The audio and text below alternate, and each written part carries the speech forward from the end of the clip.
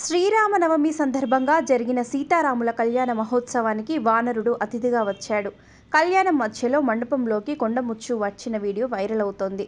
ఎవరిని ఏం అనకుండా స్వామివారి ముందు కొద్దిసేపు కూర్చొని సైలెంట్గా అక్కడి నుంచి వెళ్ళిపోయింది. సీతారాముల ముందు ఆంజనేయుడు ఆసీనులైనట్లే కొండముచ్చు కూర్చోవటం చూసి అంతా ఆశ్చర్యపోయారు. ఈ ఘటన ఎక్కడ జరిగిందో తెలియాల్సి ఉంది.